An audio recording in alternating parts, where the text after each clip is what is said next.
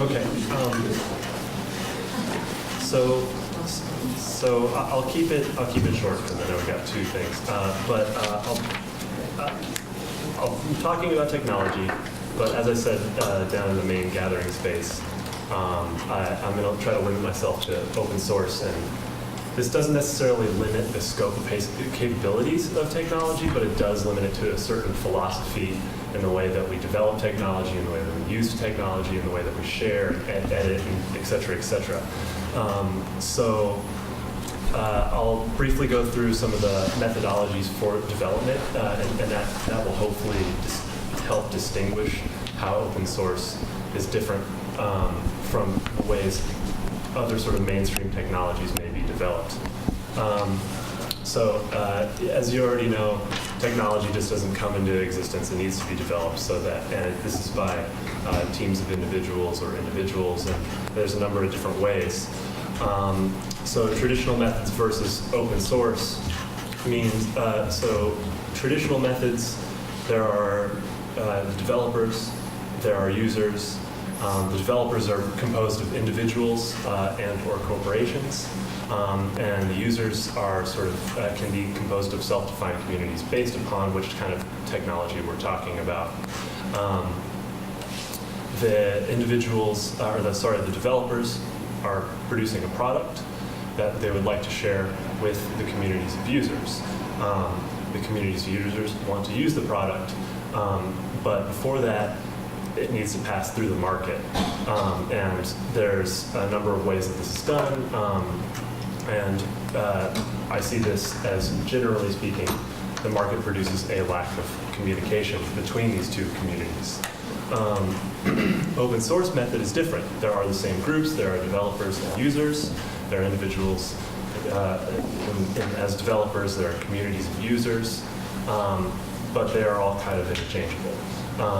The developers could be part of the community, the users can be part of the developers, et cetera, et cetera.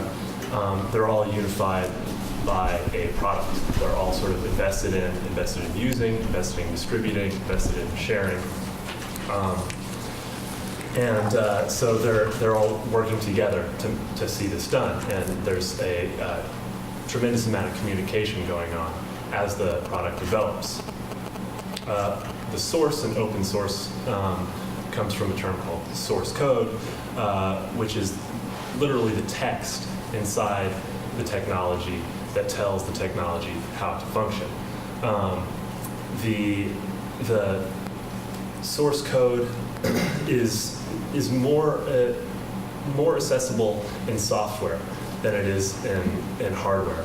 Hardware, this computer in front of me, this piece of hardware, there's lots of source codes working together to make the machine function, whereas there's programs on the surface of the computer called software that make it more or less more or less accessible. So the thing that's key to open source, and I'm more so speaking about software than I am hardware, because, and I'll go into that more, but open source is designed to be edited and shared. And so when speaking about software, speaking about the way that it's distributed, open source is sort of more so concerned with softwares. So the way it works is developers produce, let's say, something like a video editing program. And you, as an artist, want to come to this video editing program and download it, use it, but you see something that you want changed about it. Open source program shares its source code. When you download the product, the source code comes with it. So you can see exactly how this program is working. You can see exactly how it's running. You can change it. So you can add features to it. You can take features away. You have total access to the way the program functions.